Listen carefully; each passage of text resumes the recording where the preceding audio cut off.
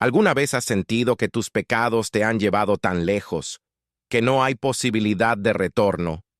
¿Has creído que ya es demasiado tarde, que Dios se ha cansado de buscarte y que tu vida está irremediablemente marcada por los errores que has cometido? ¿Y si te dijera que Dios es experto en rescatar a los que se sienten irrecuperables, en levantar a los que ya se han dado por vencidos, en restaurar a quienes viven en medio de sus pecados, pensando que no hay esperanza para ellos? Sí, así es. Lo que voy a contarte hoy no es una teoría ni una ilusión. Es una verdad espiritual poderosa que puede transformar tu vida para siempre. Dios puede rescatarte incluso en medio de tus pecados más oscuros.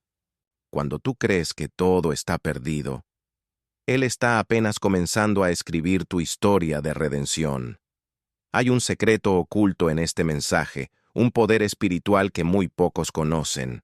No necesitas salir del lodo por tus propios medios. Para que Dios te ame, Él entra en medio del lodo, se ensucia las manos, se agacha y te levanta con ternura, con paciencia y con poder. Hoy vamos a hablar de cómo Dios rescató a un hombre que estaba completamente atrapado en sus pecados. Un hombre que a los ojos de todos era irrecuperable, perdido, pero que para Dios seguía siendo un hijo amado, digno de ser buscado y salvado. Este tema no es una historia ajena a ti. Es posible que, mientras me escuchas, te des cuenta de que tú también te pareces a ese hombre, cargando culpas que te avergüenzan, cometiendo pecados de los que no sabes cómo salir, lastimando a personas que amas, repitiendo patrones destructivos de los que te prometiste escapar, y volviendo a caer. Pero déjame hacerte una pregunta que puede cambiar tu perspectiva. ¿Y si no es tu fuerza la que te rescatará, sino la mano poderosa de Dios, que ya está extendida hacia ti, incluso ahora? Hoy, en este video, te mostraré cómo es posible que Dios se acerque a ti no cuando eres perfecto, sino cuando estás en medio de tus pecados. Te enseñaré a reconocer las señales que Él te está enviando ahora mismo, a entender cómo su amor no se basa en tu pureza, sino en su naturaleza, eterna y misericordiosa. Este mensaje es una invitación a romper con la mentira que te dice que ya es demasiado tarde, que eres demasiado pecador, que tu historia ya está escrita. No, Dios es el autor de nuevas historias, de nuevos comienzos, de restauraciones que nadie espera.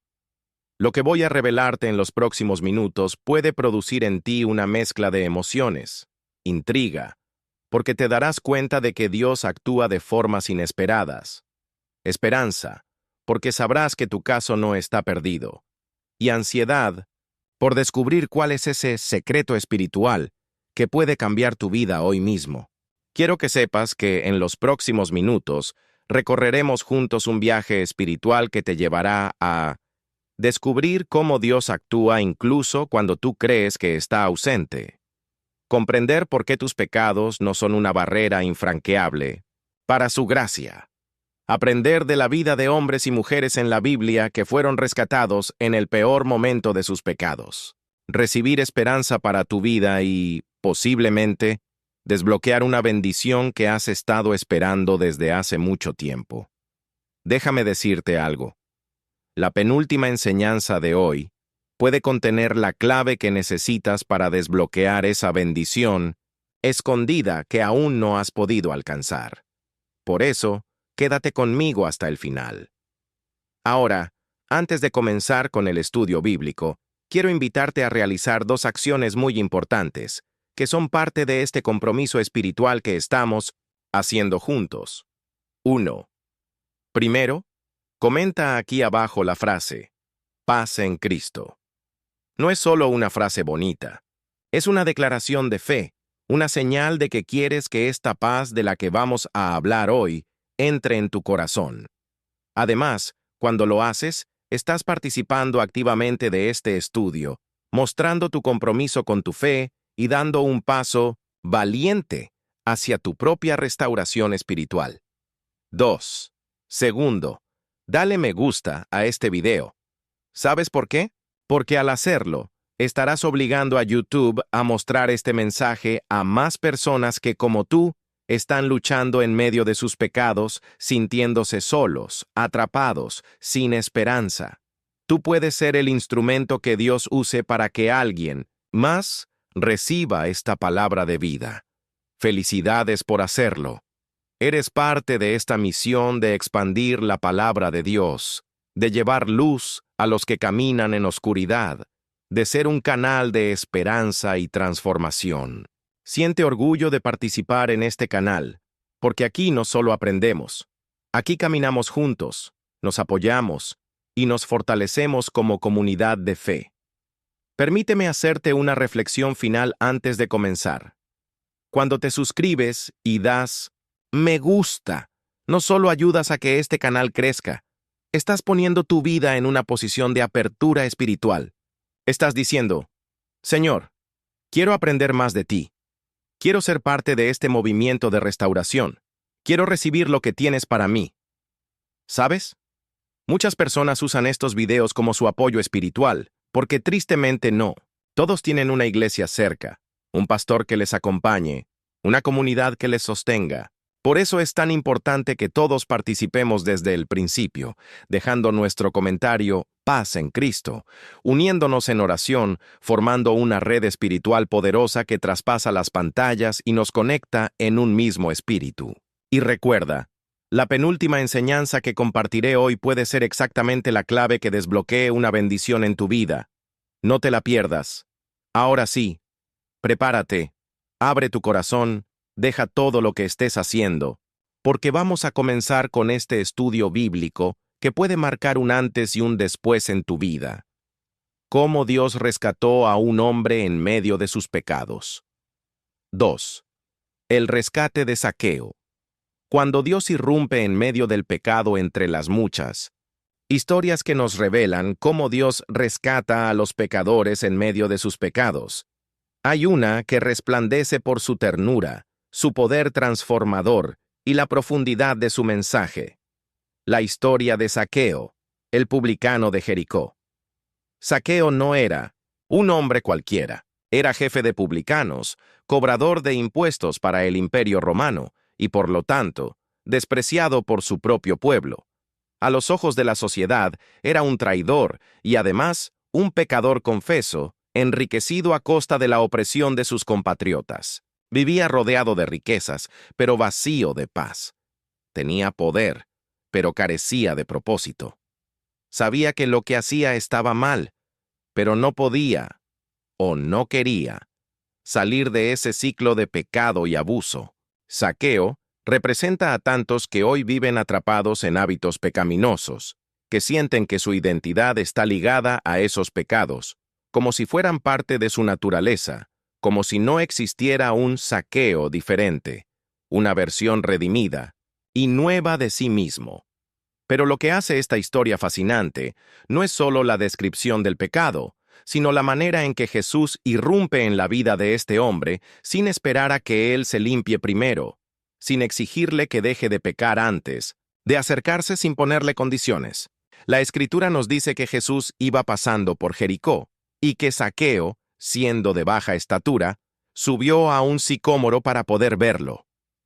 Este gesto es profundamente simbólico. Zaqueo quería ver a Jesús, pero sobre todo, necesitaba ser visto. Necesitaba que alguien, más allá de sus pecados, más allá de su reputación, más allá de sus riquezas, le mirara como una persona, como un hijo de Dios en necesidad de rescate. Jesús levantó la mirada, lo vio y le dijo, Zaqueo, date prisa, desciende, porque hoy es necesario que pose yo en tu casa. Lucas 19:5. Esta frase es una bomba espiritual que rompe todos los esquemas religiosos. Jesús no le dice, si cambias, iré a tu casa.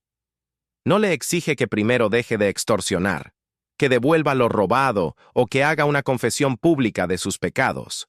No. Jesús se adelanta al arrepentimiento y entra en la vida del pecador en medio de su pecado. Se invita a su casa, se sienta en su mesa, se hace parte de su día, de su cotidianidad, y desde allí produce la transformación. Este es uno de los misterios más gloriosos de la gracia.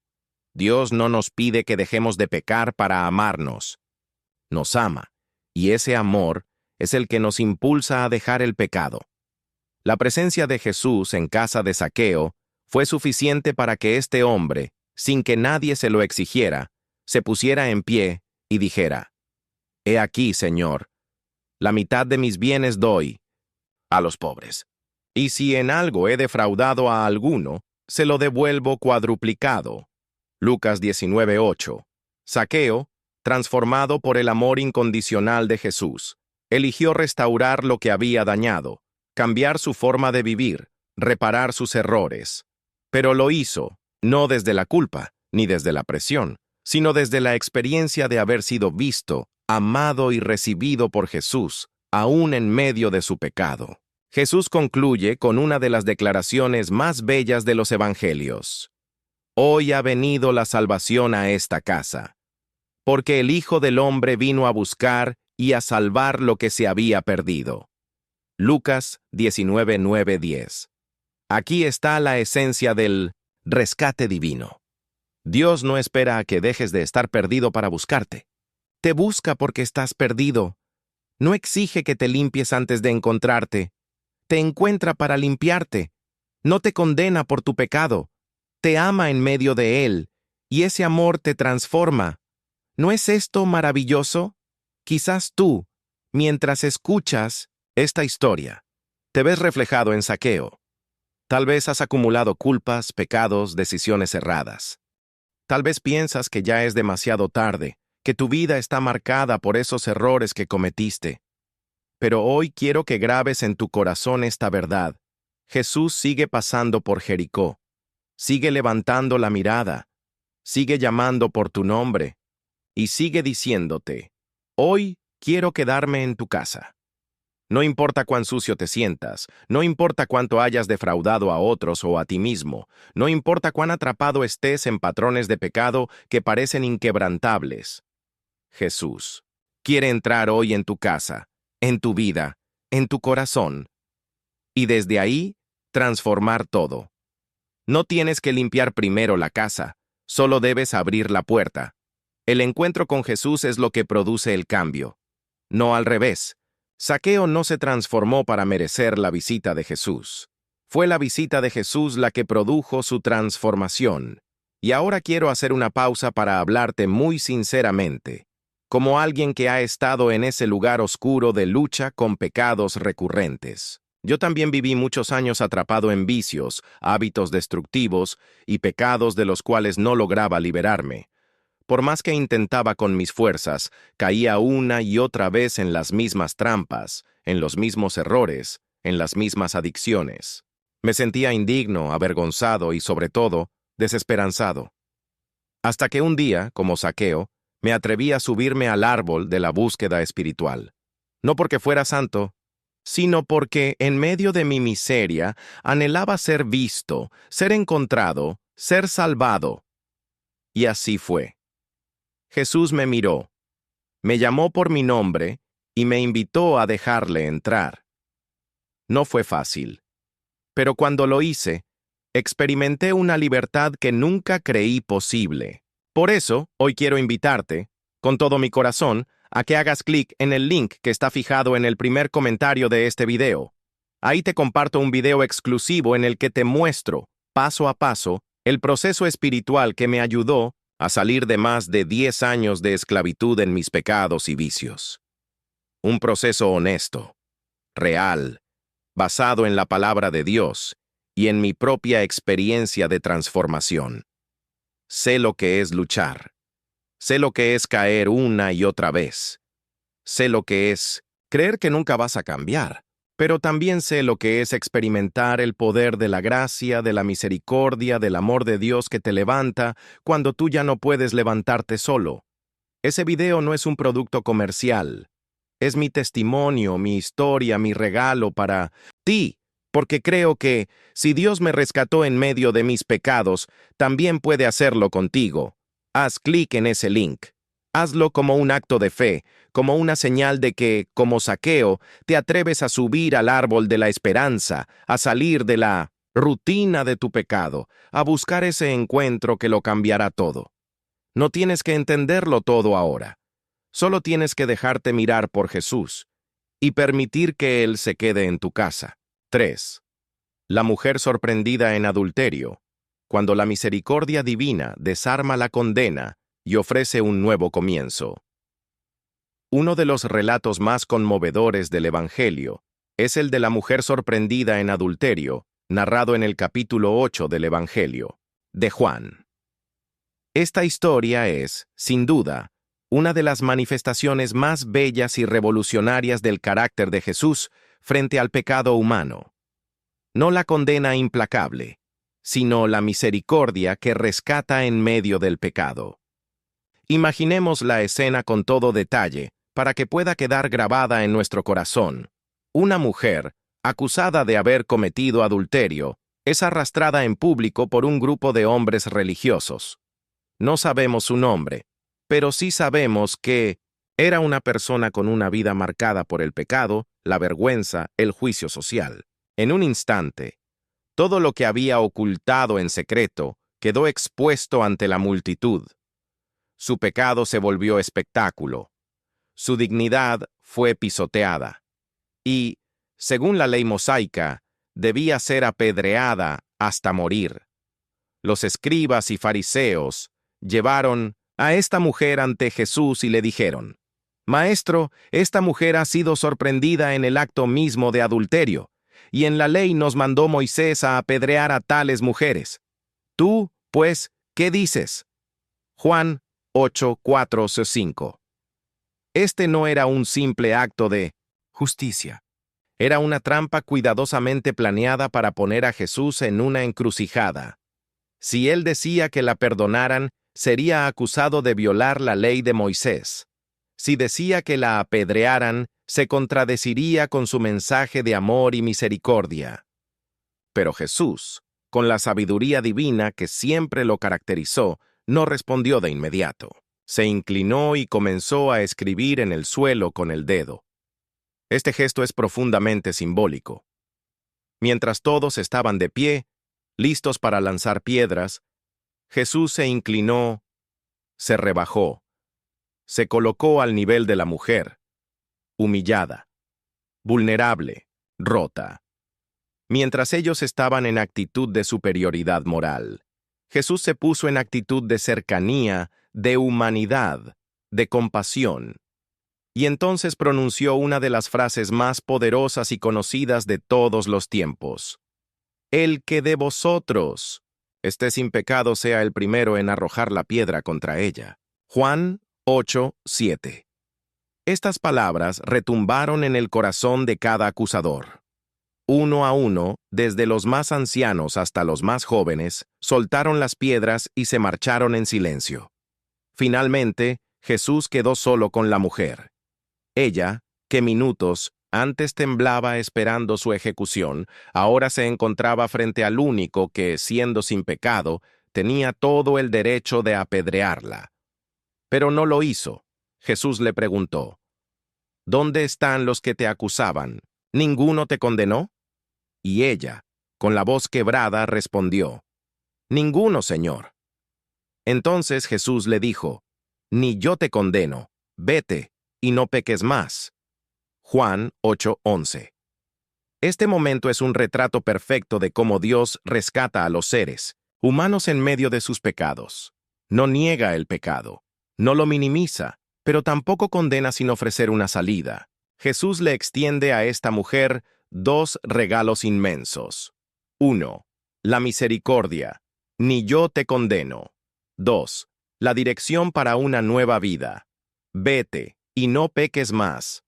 Aquí está el equilibrio perfecto entre el amor y la verdad, entre la gracia y la santidad, entre la aceptación y el llamado a la transformación. Este relato nos confronta profundamente.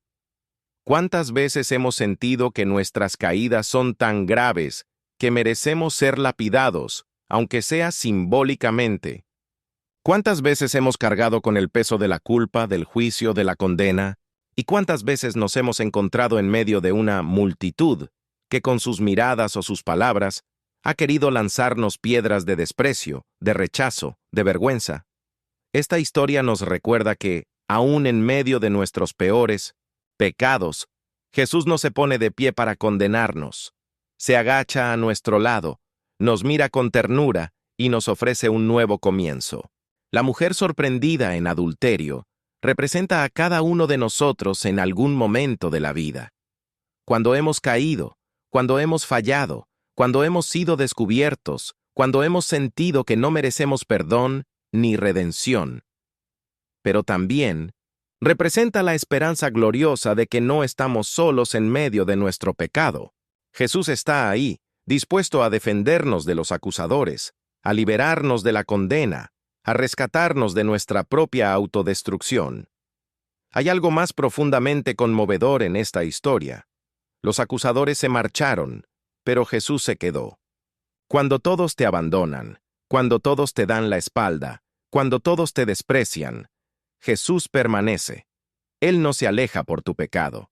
Él no se escandaliza de tus fallos. Él no te rechaza por tus errores.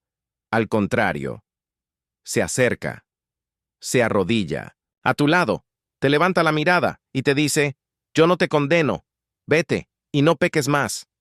Este llamado no es una orden dura, sino una invitación amorosa. Deja esta vida que te destruye. Comienza de nuevo. Déjame escribir contigo una historia diferente. Este relato es una invitación a dejar las piedras, las que otros lanzan sobre ti, y las que tú mismo lanzas sobre ti con tu autocondena. Es una invitación a aceptar la misericordia inmerecida de Dios y a caminar en libertad. Hoy, quizá, te encuentras en la misma posición que esta mujer, expuesto, avergonzado, temiendo el juicio, sintiendo que no hay escapatoria. Pero quiero que grabes en lo más profundo de tu alma esta verdad. Jesús está a tu lado, no con piedras en las manos, sino con gracia, con amor, con restauración. Él es el único que podría condenarte, pero ha elegido salvarte. La pregunta es: ¿estás dispuesto a soltar la culpa y abrazar su perdón? ¿Estás dispuesto a dejar que su amor transforme tu vida como transformó la de esta mujer? La mujer, sorprendida en adulterio, se fue de aquel lugar no solo viva físicamente, sino viva espiritualmente, renacida, libre, perdonada, amada. Tú también puedes experimentar esa libertad. Dios quiere rescatarte no cuando ya seas perfecto, sino ahora, en medio de tus luchas, de tus caídas, de tus pecados. 4. El apóstol Pablo, cuando el perseguidor es rescatado en medio de su pecado, entre todas las historias de rescate divino. En medio del pecado, pocas son tan impactantes y transformadoras como la de Saulo de Tarso, quien luego sería conocido como el apóstol Pablo. La historia de Pablo es, en muchos sentidos, el paradigma de cómo Dios no espera a que estemos arrepentidos, purificados o transformados para intervenir en nuestra vida, sino que irrumpe con poder en medio del pecado mismo, en el momento de mayor ceguera, para rescatar y redimir. Saulo no era simplemente un hombre alejado de Dios, no era un pecador pasivo, sino un perseguidor activo de la Iglesia de Cristo. Respaldado por la autoridad religiosa de su tiempo, recorría las ciudades en busca de cristianos para arrestarlos, torturarlos y, si fuera necesario, condenarlos a muerte. En Hechos 9:1 se describe así su actitud: Saulo, respirando aún, amenazas y muerte contra los discípulos del Señor. La expresión respirando amenazas y muerte revela un hombre totalmente consumido por su odio hacia los seguidores de Jesús. Saulo creía que estaba haciendo lo correcto. Pensaba que era un defensor de la fe judía, un celoso guardián de la tradición, pero en realidad estaba completamente cegado por su fanatismo religioso y su pecado. Aquí hay una primera lección, crucial. El pecado no siempre se disfraza de libertinaje o de placeres mundanos. A veces se viste de celo religioso, de fanatismo, de justicia propia. Saulo era, según la ley, irreprensible, Filipenses 3:6, pero espiritualmente estaba perdido. No conocía al Dios de gracia y amor que se había revelado en Jesús. No conocía la misericordia, solo la ley. No conocía el perdón, solo la condena. Y es en ese contexto, en pleno viaje hacia Damasco, con la determinación de arrestar a más cristianos, que Dios decide intervenir. No cuando Saulo estaba reflexionando sobre sus pecados, no cuando estaba buscando a Dios sinceramente, no cuando había dado signos de arrepentimiento, sino en medio de su pecado, en pleno acto de persecución, en la cima de su rebeldía. La Escritura dice que, de repente, lo rodeó un resplandor de luz del cielo, y cayó en tierra, y oyó una voz que le decía, Saulo, Saulo, ¿por qué me persigues? Hechos 9:4. Este es uno de los momentos más sobrecogedores y conmovedores de la historia sagrada. El mismo Cristo glorificado, sentado a la diestra del Padre, desciende en luz y voz para confrontar a un hombre sumido en el pecado, no para destruirlo, sino para rescatarlo. Jesús no le dice, Saulo, eres un monstruo, no hay esperanza para ti. No le dice, cuando te arrepientas entonces vendré a buscarte. No. Le hace una pregunta que al mismo tiempo lo confronta y lo invita a la reflexión. ¿Por qué me persigues? Con estas palabras, Jesús revela algo profundamente espiritual. No solo se identifica con su iglesia, sino que muestra que Saulo no estaba persiguiendo a un grupo de personas. Estaba persiguiendo al mismo Cristo. Cada cristiano encarcelado, cada discípulo torturado, cada creyente asesinado, era, para Jesús, como si se lo hicieran a él. Saulo, cegado física y espiritualmente, solo pudo responder, ¿Quién eres, Señor? Y Jesús respondió con claridad, Yo soy Jesús, a quien tú persigues. Hechos 9:5. Este fue el momento de quiebre en la vida de Saulo. Su sistema religioso se desplomó, su justicia propia se hizo añicos, su odio se convirtió en temor reverente. Dios no lo destruyó en ese instante, no lo fulminó con la luz celestial, no lo sepultó bajo el peso de su culpa. Lo cegó, sí, pero para abrirle los ojos espirituales. Lo derribó, sí, pero para levantarlo de nuevo como un hombre nuevo. Lo confrontó, sí, pero para rescatarlo de su extravío. En ese momento, comenzó el proceso de transformación más radical de toda la historia cristiana. El mayor perseguidor de la Iglesia se convertiría en su más apasionado defensor. La Escritura nos dice que Saulo permaneció 3 días sin ver, y no comió ni bebió. Este tiempo no fue solo una pausa física, sino un retiro espiritual forzado, en el que el hombre que creía tenerlo todo claro, se enfrentó a la realidad de su pecado, su ceguera y su necesidad de redención. Y en ese tiempo, Dios preparó a un discípulo llamado Ananías para ir a ministrarle. Ananías, temeroso, sabiendo quién era Saulo, protestó, pero Dios le dijo, «Ve, porque instrumento escogido me es este». Hechos 9:15. Aquí se revela otra verdad gloriosa.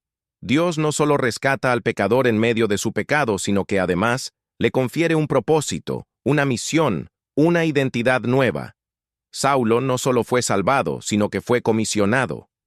No solo fue perdonado, sino que fue enviado.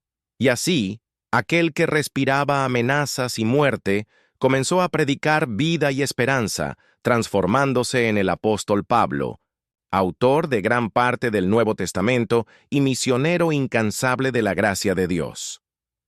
La historia de Saulo nos confronta con una pregunta esencial. ¿Hay algo en tu vida que piensas que te descalifica para ser rescatado por Dios?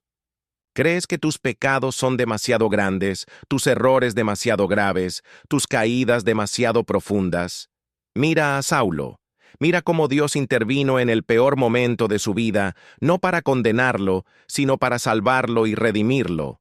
Si Dios pudo, transformar al perseguidor en apóstol, si pudo convertir el odio en amor, la violencia en mansedumbre, la persecución en misión, ¿qué no podrá hacer contigo? Esta historia es una invitación a dejar de resistir la gracia de Dios, a dejar de huir, a dejar de perseguir lo que te está destruyendo, y permitir que la luz de Cristo te derribe, sí, pero solo para levantarte como un hombre o una mujer nuevos.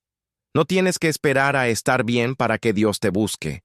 No tienes que arreglar primero tu vida para que Dios te acepte. Él quiere irrumpir en tu camino hoy, en medio de tus luchas, tus pecados, tus adicciones, tus caídas, y ofrecerte, como ofreció a Saulo, una vida nueva, un propósito eterno, una misión que le dé sentido a tu existencia. 5. La restauración de Pedro. Cuando el amor de Dios rescata incluso al que traiciona. Hay momentos en la vida que nos marcan para siempre, errores que creemos imperdonables, caídas de las que pensamos que jamás podremos levantarnos.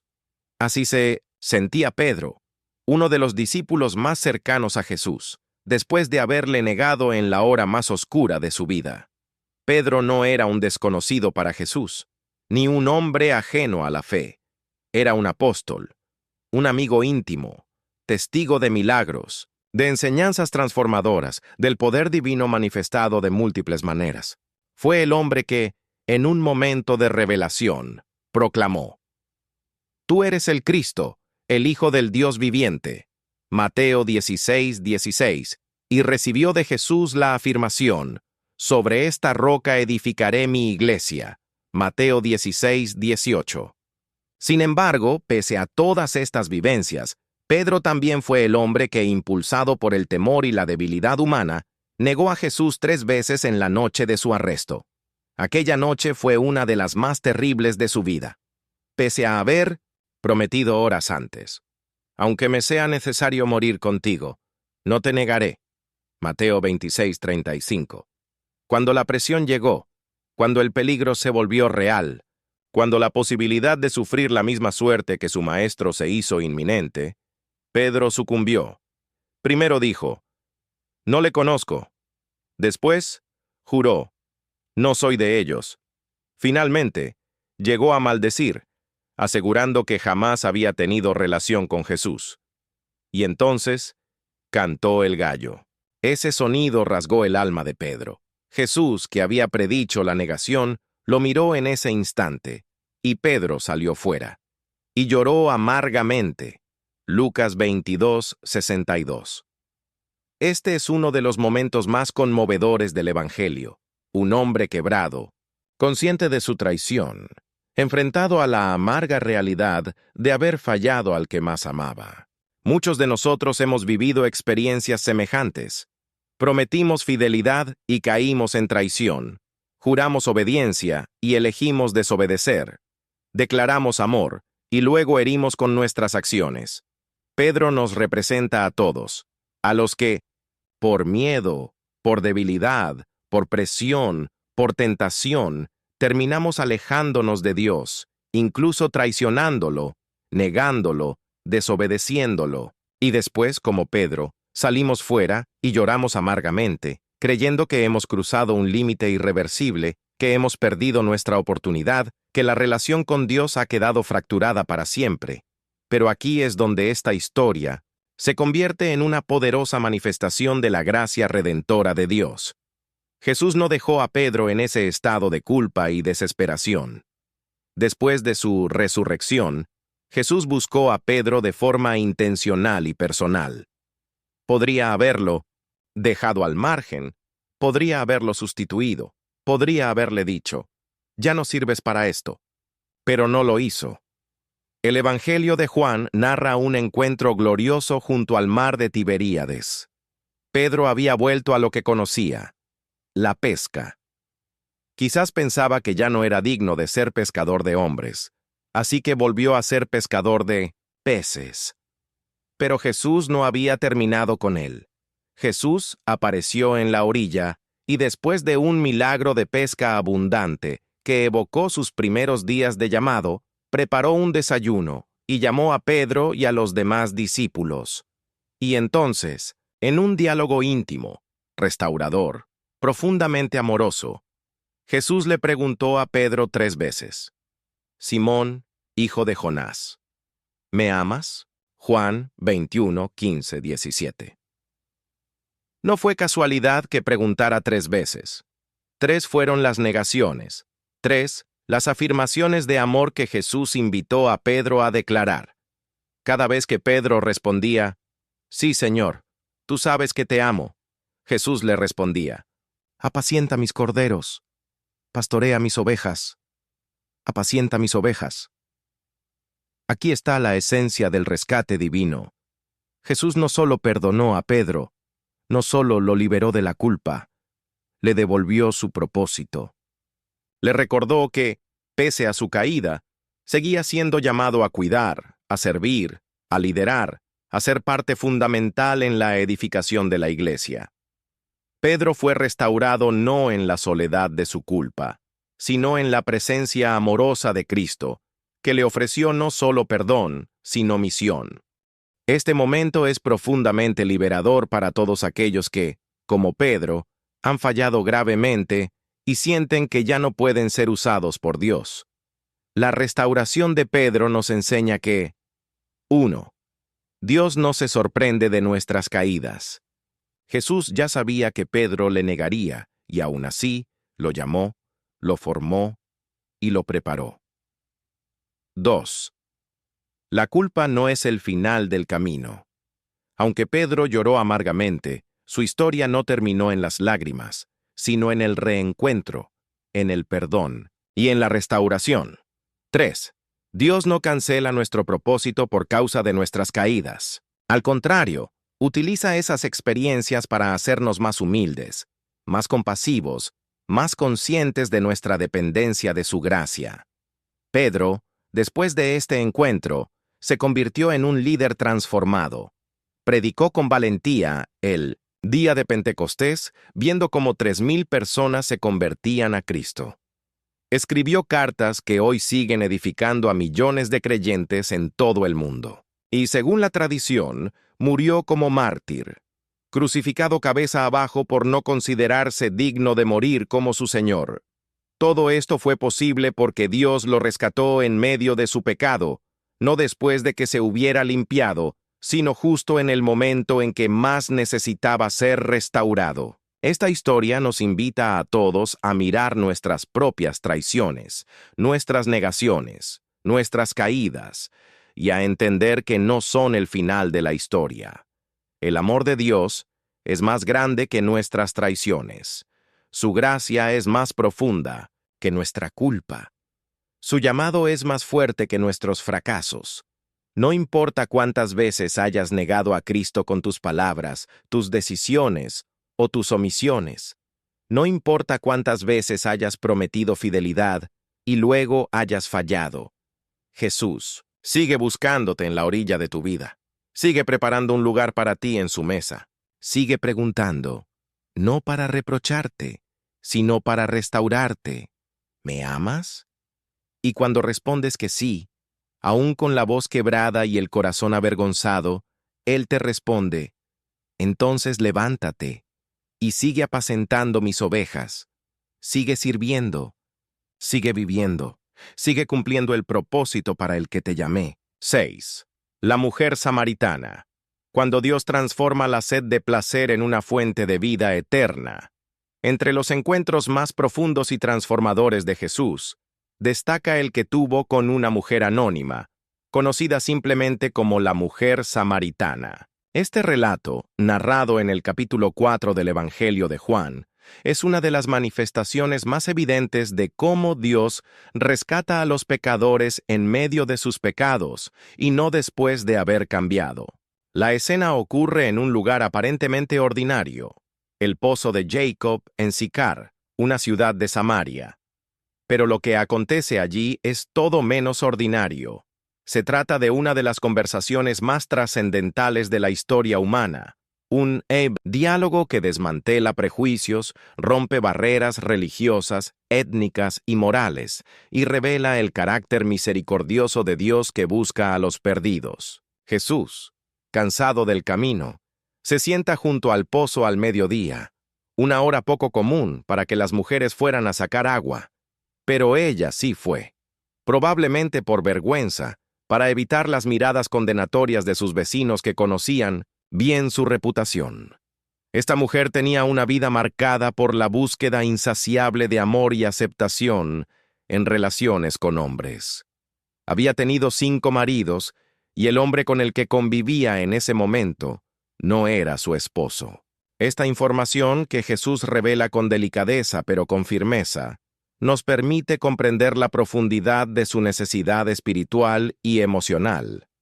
No se trata solo de un pecado de inmoralidad, sino de una sed profunda, de un vacío existencial, de una búsqueda desesperada de llenar su alma con afectos humanos que nunca podían saciarla. Es muy significativo que Jesús haya elegido a esta mujer para una de sus revelaciones más extraordinarias. Que Él es el Mesías, el Cristo esperado, y es aún más significativo que haya hecho esta revelación en medio de su pecado, en medio de su historia quebrada, en medio de su sed mal dirigida. Jesús no esperó que ella arreglara su vida para ofrecerle el agua de vida. No le exigió primero un cambio de conducta, ni un arrepentimiento previo. Simplemente se acercó a ella, en medio de su rutina, en medio de su carga, en medio de su pecado, le pidió: «Dame de beber». Este sencillo pedido fue el inicio de una conversación que cambiaría su existencia para siempre. Jesús, que conocía todos sus pecados, eligió acercarse no como un juez, sino como un dador de agua viva. Le dijo: «Si conocieras el don de Dios, ¿y quién es el que te dice, dame de beber?, tú le pedirías, y él te daría agua viva». Juan 4:10. Aquí está la clave del rescate divino. No es el pecador quien debe iniciar el proceso de restauración. Es Dios quien, en su misericordia, se adelanta, ofrece el don, extiende la mano, propone la salvación. Jesús sabía perfectamente quién era ella. Sabía de sus fracasos amorosos, de sus pecados, de sus heridas. Pero aún así, eligió revelarle la oferta más extraordinaria que un ser humano puede recibir. El que beba del agua que yo le daré, no tendrá sed jamás, sino que el agua que yo le daré será en él una fuente de agua que salte para vida eterna. Juan 4:14. Este anuncio es revolucionario. Jesús no solo ofrece perdón por los pecados pasados, sino una transformación radical. La conversión de una vida de sed insaciable a una existencia convertida en fuente. La mujer, sorprendida, intenta desviar la conversación hacia cuestiones teológicas y religiosas, como tantos hacen cuando sienten que Dios está tocando las fibras más sensibles de su corazón. Pero Jesús, con paciencia y verdad, la lleva de vuelta al centro. Dios es espíritu, y los que le adoran, en espíritu y en verdad, es necesario que adoren. Juan 4:24. No se trata de lugares, ritos o tradiciones. Se trata de un encuentro auténtico con Dios, en la profundidad del espíritu. Cuando ella menciona al Mesías, Jesús, sin rodeos, le dice: «Yo soy el que habla contigo». Juan 4:26. ¡Qué asombroso! La primera vez que Jesús se presenta de forma tan directa como el Mesías no es ante un religioso, ni ante un judío devoto, ni ante un hombre de reputación intachable, sino ante una mujer, samaritana, pecadora, despreciada por su comunidad y marcada por múltiples fracasos. Esta elección de Jesús nos enseña algo fundamental. No hay pecado que pueda impedir que Dios se acerque a ti. No hay historia tan quebrada que Él no pueda redimir. No hay sed tan profunda que Él no pueda saciar. La mujer samaritana, tras este encuentro, dejó su cántaro, ese objeto que representaba su vida de rutina, de esfuerzo vano, de búsqueda infructuosa, y corrió al pueblo a anunciar: «Venid, ved a un hombre que me ha dicho todo cuanto he hecho. ¿No será este el Cristo?» Juan 4:29. La transformación fue inmediata y profunda. de ser una mujer escondida, avergonzada, aislada, a convertirse en una evangelista apasionada, en una proclamadora del Mesías, en un instrumento de bendición para toda su ciudad.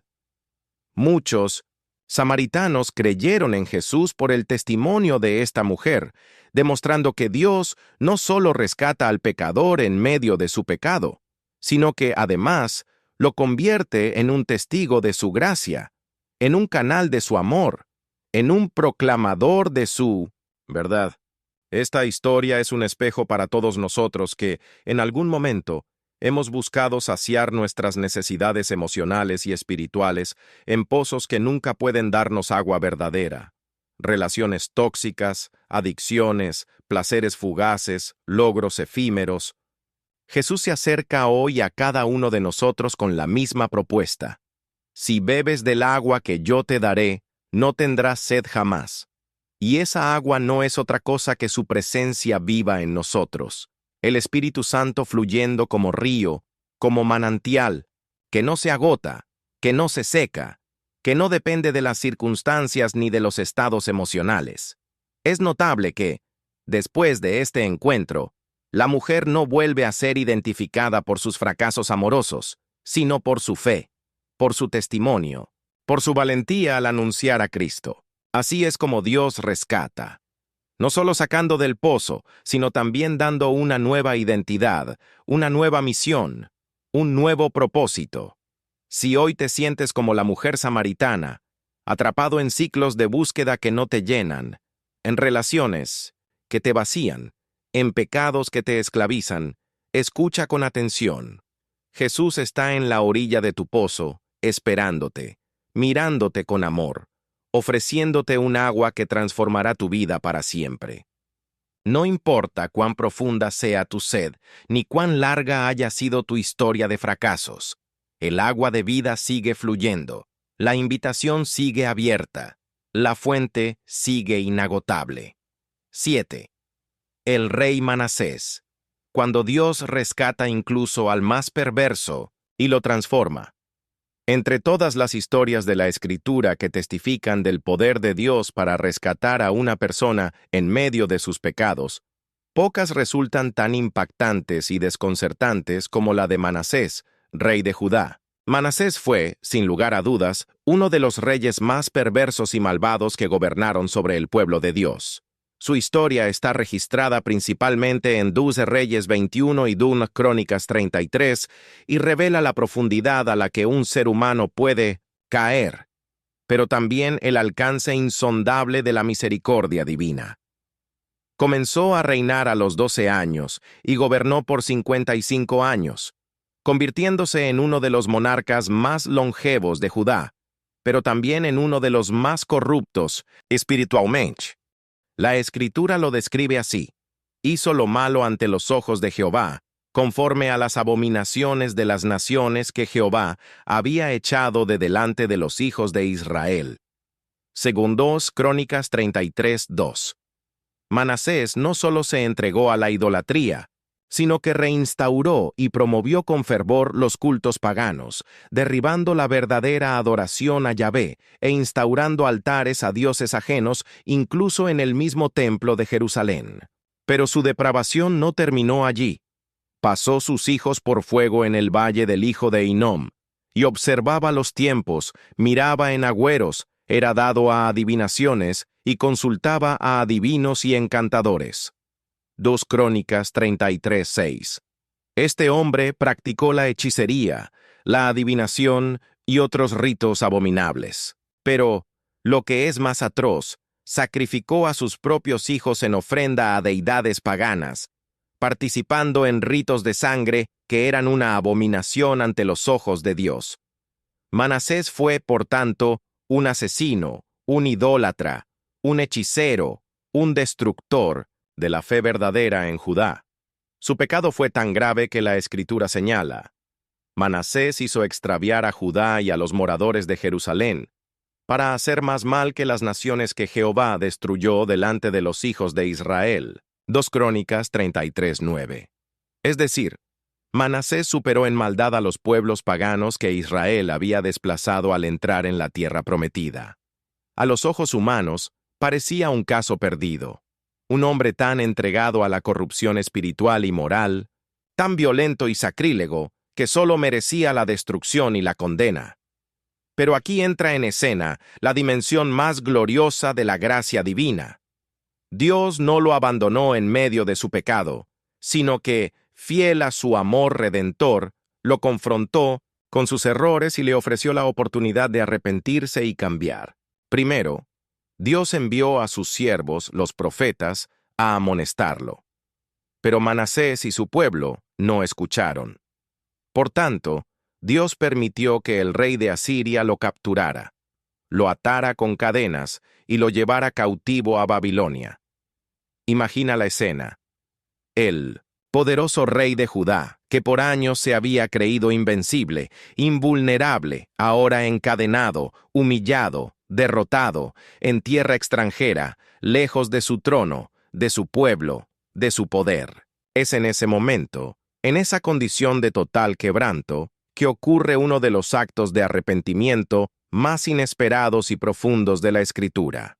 La Biblia dice: «Mas luego que fue puesto en angustias, oró a Jehová su Dios, humillado grandemente en la presencia del Dios de sus padres». 2 Crónicas 33:12. Aquí está la clave. En medio de su pecado, en medio de las consecuencias de sus actos, en medio de su miseria, Manasés clamó a Dios. Y lo más sorprendente, Dios lo escuchó. Y habiendo orado a él, fue atendido. Pues Dios oyó su oración y lo restauró a Jerusalén a su reino. Entonces reconoció Manasés que Jehová era Dios. 2 Crónicas 33:13. Esta restauración es asombrosa. No solo fue espiritual, sino también política. Dios le devolvió el trono. El mismo hombre que había sacrificado a sus hijos, que había profanado el templo, que había promovido la idolatría, desenfrenada, fue restaurado por Dios a su posición, tras arrepentirse sinceramente. Pero la historia no termina ahí. Manasés, transformado por este encuentro con la gracia divina, demostró su arrepentimiento con acciones concretas. Después de esto edificó el muro exterior de la ciudad de David. Quitó los dioses ajenos y el ídolo de la casa de Jehová, y todos los altares que había edificado en el monte de la casa de Jehová y en Jerusalén, y los echó fuera de la ciudad. Su Crónicas 33, 14, 15. Además, reconstruyó el altar de Jehová y mandó a Judá a que sirviesen al Señor, el Dios de Israel. La transformación fue completa, de destructor a restaurador, de idólatra a adorador, de opresor a líder espiritual. Este relato es una de las pruebas más contundentes de que no hay pecado que Dios no pueda perdonar, no hay vida que Él no pueda transformar, no hay historia tan rota que no pueda ser restaurada. Manasés fue, humanamente hablando, un monstruo, pero cuando se humilló, Dios lo rescató. Esta historia nos deja profundas lecciones. 1. El arrepentimiento sincero es siempre posible, incluso después de años de vida entregada al pecado. 2. Dios escucha las oraciones de quienes se humillan, no importa cuán grandes sean sus pecados. 3. La restauración de Dios es integral, no solo nos perdona, sino que nos da la oportunidad de reparar lo que destruimos. 4. La gracia divina trasciende nuestra lógica humana, pues donde nosotros pondríamos punto final, Dios pone una coma, abre un paréntesis de misericordia y escribe un nuevo capítulo. Quizás hoy te sientes como Manasés. Has vivido lejos de Dios, tal vez has causado daño a otros, has practicado cosas de las que te avergüenzas, has traspasado límites que nunca pensaste cruzar. Pero hoy debes saber que, si te humillas, si clamas, si te rindes, Dios te escuchará. La restauración no es solo para los pecadores pequeños, sino también para los que han caído profundamente, para los que han cometido errores graves, para los que se sienten imposibilitados de cambiar. Manasés es la prueba viviente de que no hay historia perdida cuando Dios interviene. Si él pudo transformar al peor rey de Judá en un hombre restaurado y arrepentido, ¿qué no podrá hacer con tu vida? 8. La transformación de Mateo. Cuando Dios llama y rescata a un pecador en pleno ejercicio de su pecado, una de las historias más breves, pero a la vez más significativas, sobre cómo Dios rescata a una persona en medio de sus pecados, es la del llamado de Mateo, también conocido como Leví.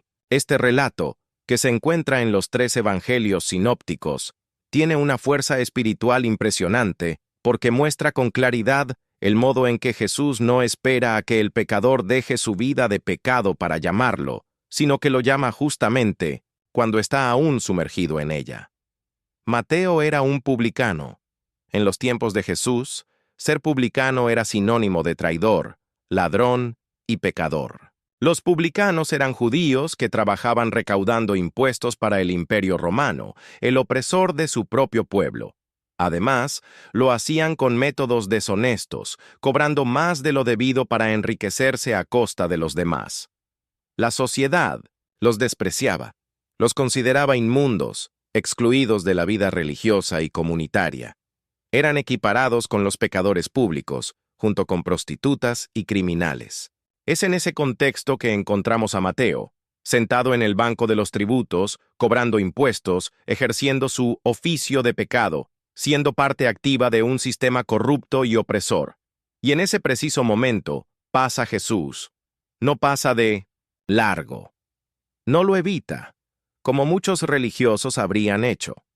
No lo reprende, no lo humilla públicamente, no le exige una limpieza previa de su vida. Simplemente le dice, sígueme. Mateo 9:9. Este llamado es directo, simple, pero cargado de poder. Jesús no esperó a que Mateo abandonara el banco de los tributos para invitarlo. No esperó a que él dejara de ser publicano para mirarlo con amor.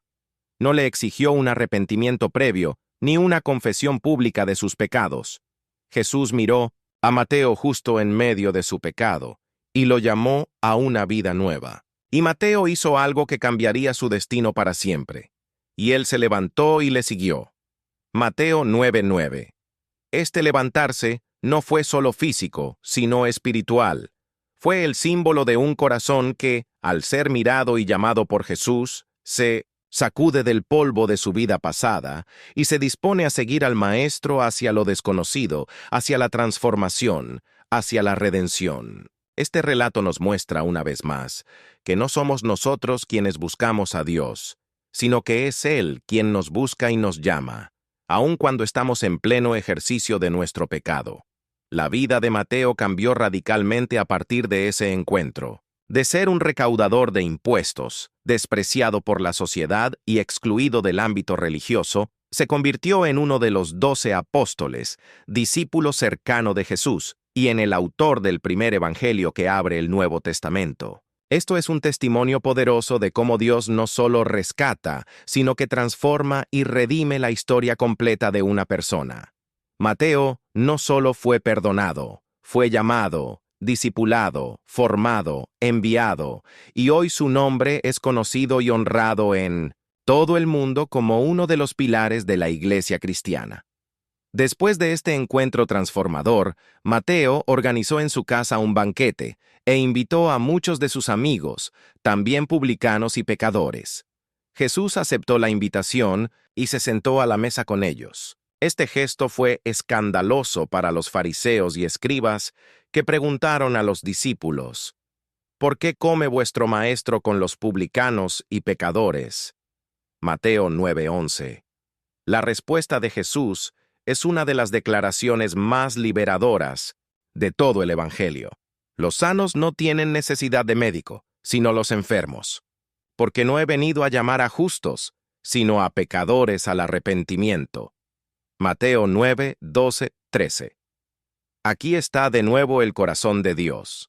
No rechaza al pecador por estar enfermo, sino que se acerca como médico para sanarlo.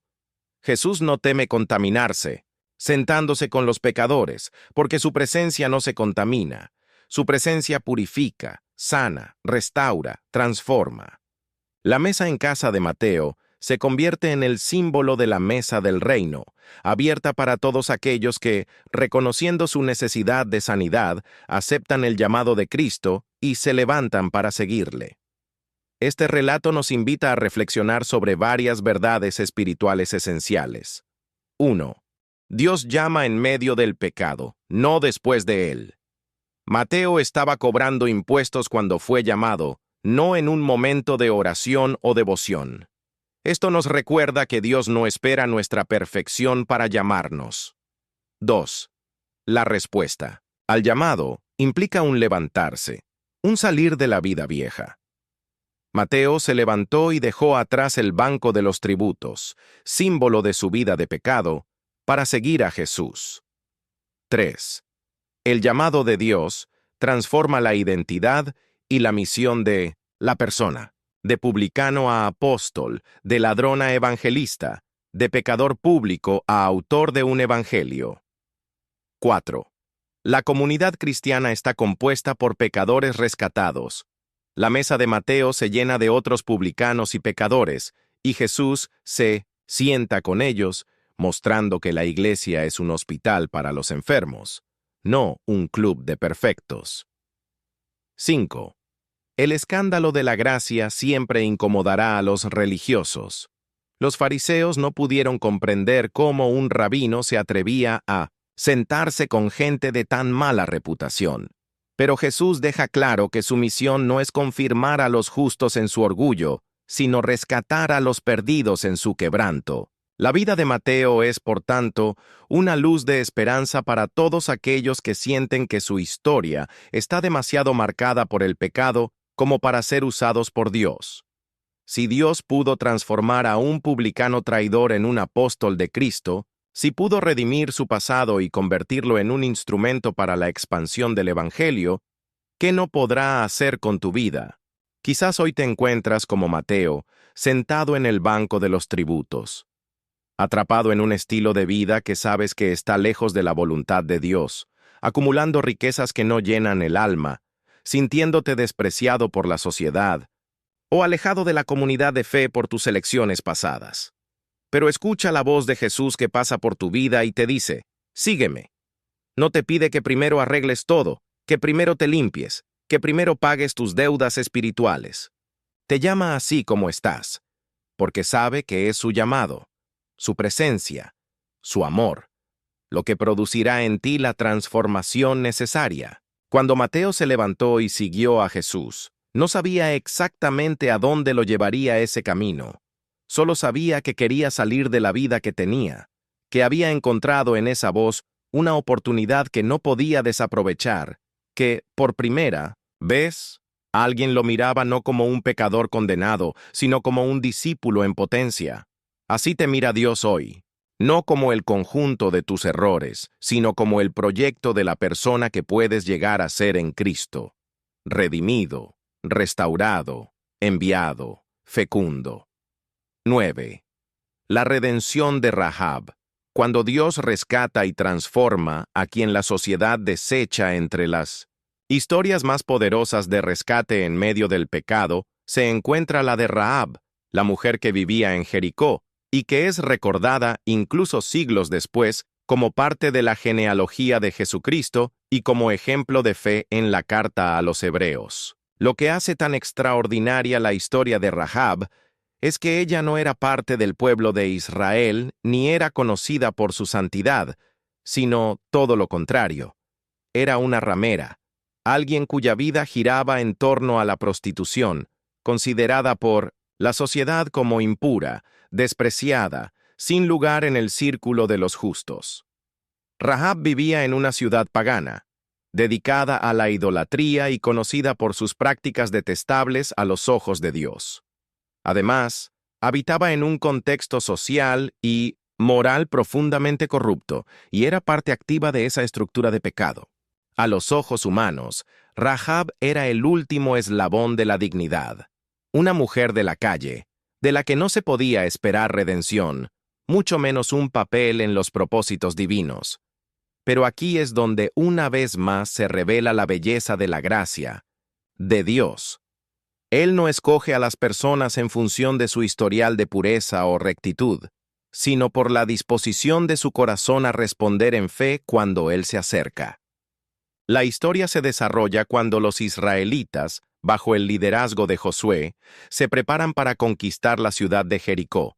Josué envía 2 espías para reconocer la tierra, y estos llegan a la casa de Rahab.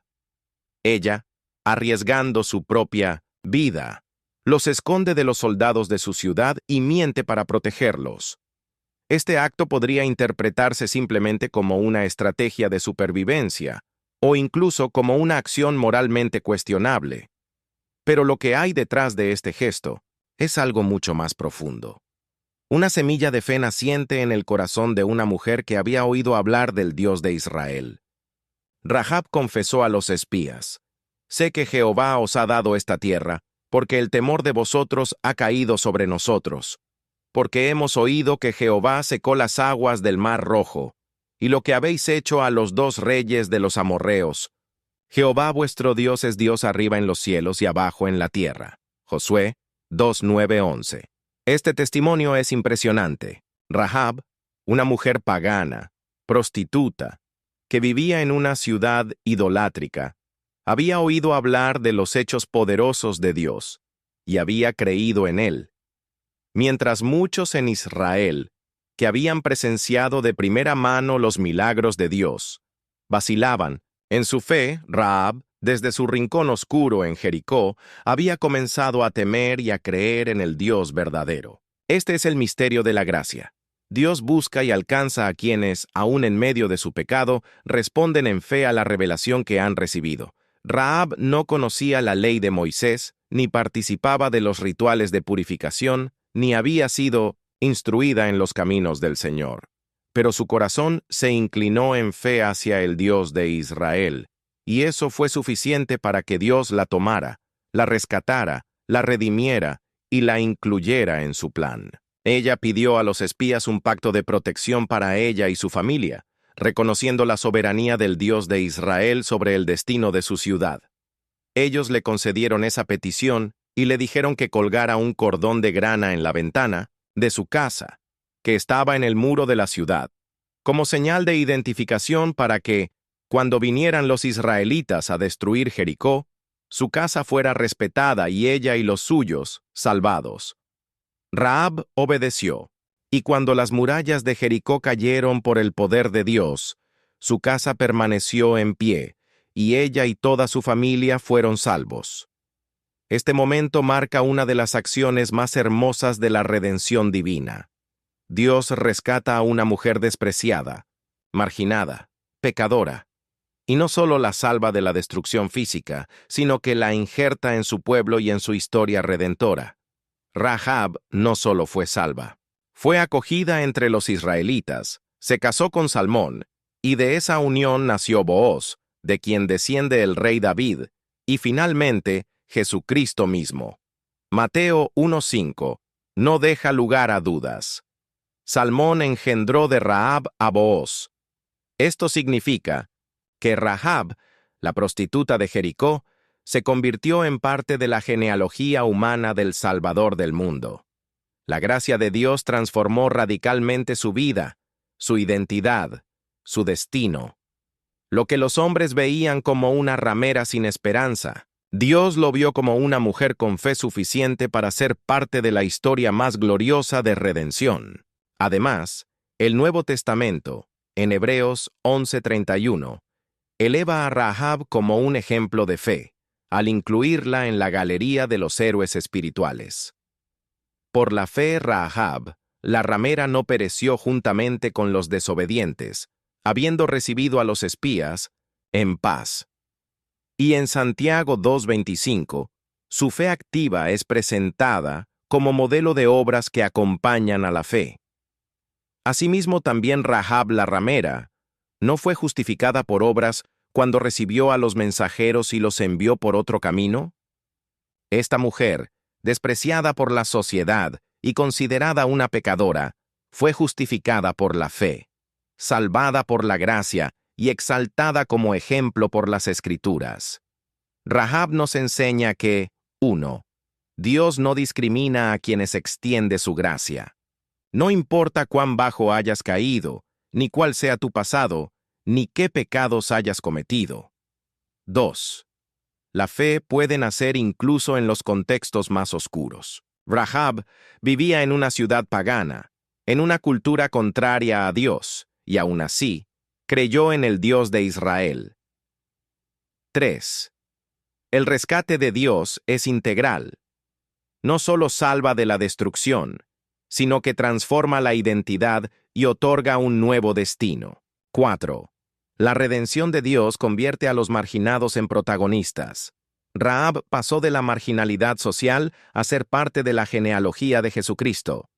Quizás tú, hoy, te sientes como Rahab, marcado por decisiones del pasado, cargando un historial de pecados o de heridas que te hacen sentir indigno, pensando que no tienes lugar en los propósitos de Dios. Pero la historia de Rahab proclama con fuerza: Dios rescata, transforma y dignifica a aquellos que se atreven a creer en Él, aún en medio de sus pecados. Lo que la sociedad desprecia, Dios honra. Lo que el mundo desecha, Dios redime. Lo que parece perdido, Dios recupera. Rahab es un testimonio vivo de que la gracia no se limita a los buenos, a los puros, a los que tienen una vida ordenada, sino que fluye poderosamente hacia aquellos que, en medio de sus ruinas, se atreven a mirar hacia Dios y a confiar en su poder. Si has llegado hasta aquí, permíteme hacer una pausa y reconocerlo. No todo el mundo llega hasta el final de un mensaje como este. Muy pocos están dispuestos a permanecer hasta el último minuto, a dejar que cada palabra, cada enseñanza, cada historia bíblica penetre en lo más profundo de su alma, provocando ese movimiento invisible pero irreversible que llamamos transformación espiritual. Hoy tú lo has hecho. Hoy tú has perseverado. Hoy tú has permitido que estas historias de hombres y mujeres rescatados en medio de sus pecados resonaran en tu corazón, tal vez reflejando partes de tu propia historia, de tus propios errores, de tus propias caídas. Por eso, quiero felicitarte de todo corazón.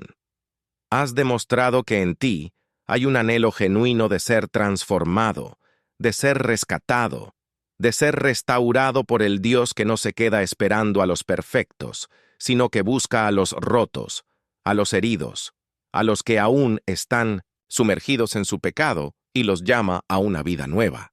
Hoy has visto cómo Dios rescató a Zaqueo en medio de su codicia, a la mujer adúltera en medio de su vergüenza, a Saulo en medio de su persecución, a Pedro en medio de su traición, a la samaritana en medio de su sed de amor, a Manasés en medio de su idolatría, a Mateo en medio de su corrupción y a Rahab en medio de su marginación.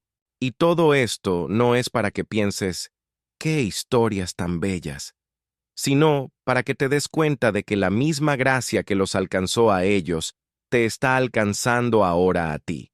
Sí, a ti, que tal vez todavía luchas con pecados que te avergüenzan. Sí, a ti, que piensas que hay heridas demasiado profundas, hábitos demasiado arraigados o errores demasiado grandes como para que Dios te rescate.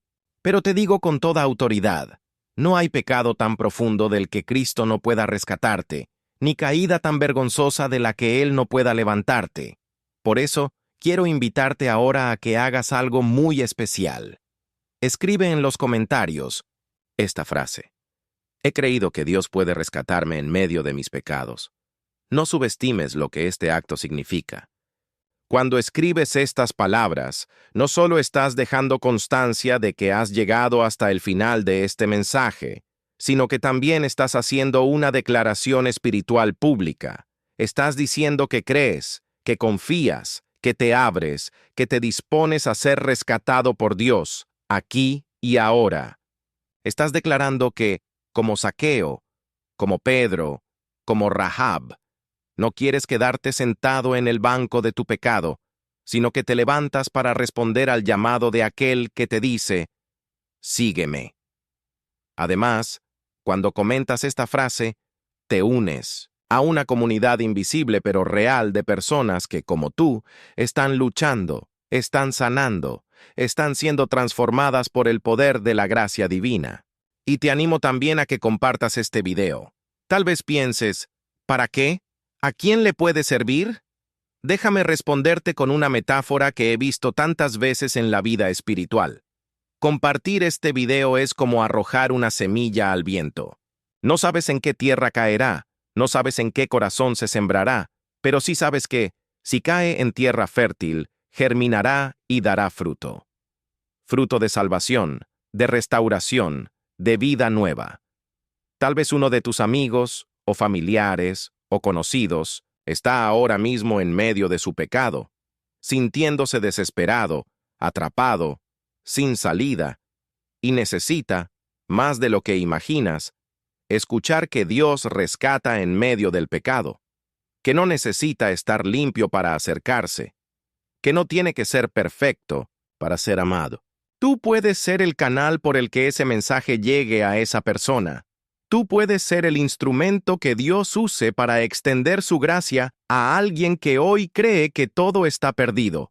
Por eso, comparte. Hazlo como un acto de fe, como un acto de amor, como un acto de obediencia. Y, por supuesto, suscríbete a este canal. Sé que quizás pienses, ¿de qué sirve suscribirme a un canal de estudio bíblico? ¿No es suficiente con haber visto este video? Pero permíteme decirte que suscribirte es mucho más que un gesto técnico. Es un acto espiritual. Es decidir que quieres seguir recibiendo palabra de Dios, que quieres seguir aprendiendo, que quieres seguir siendo discipulado, que quieres formar parte de una comunidad de fe que camina junta, que no se rinde, que no se esconde, que no huye. Suscribirte es como plantar una tienda en medio del desierto espiritual de este mundo y decir, yo me quedo aquí, yo quiero alimentarme, yo quiero crecer. No hacerlo, en cambio, es como estar en medio de una tormenta y rechazar el refugio, como estar sediento en el desierto y pasar de largo al ver el pozo de agua viva, como navegar en la oscuridad y rechazar la luz del faro que te guía a puerto seguro. No te prives de esta oportunidad. Suscríbete y permanece, porque créeme, este es solo el comienzo. Hay mucho más que Dios quiere revelarte, enseñarte, mostrarte, transformar en tu vida. Y cada nuevo video será como una nueva página en el Insobenelan, libro de tu restauración, en el camino de tu sanidad, en la senda de tu propósito eterno. Y antes de despedirnos, te invito a que hagas algo más. Cuando termine este video, no te vayas corriendo a otra cosa. Quédate unos minutos en silencio. Deja que la música que suena al final te envuelva, te serene, te permita asimilar todo lo que Dios ha hablado hoy a tu corazón. Cierra tus ojos, si puedes, y simplemente dile a Dios, gracias, Señor, porque me rescatas en medio de mis pecados. Gracias porque tu amor es más fuerte que mi vergüenza. Gracias porque tu gracia me alcanza justo donde estoy. Me rindo a ti. Me levanto para seguirte. Permanece así, quieto, en paz. Deja que esta atmósfera de comunión no se interrumpa abruptamente. No cortes la conexión antes de tiempo. Permite que la obra del Espíritu Santo se selle en tu corazón, como una marca indeleble, como una semilla que ya ha comenzado a germinar. Y recuerda, he creído que Dios puede rescatarme en medio de mis pecados. Que esa sea tu bandera, tu testimonio, tu declaración de fe de hoy en adelante. Gracias por haber estado aquí. Gracias por haberte quedado hasta el final. Y que el Dios que rescata a los pecadores en medio de su pecado te bendiga, te fortalezca y te acompañe siempre. Hasta la próxima enseñanza. Que la paz de Cristo reine en tu vida.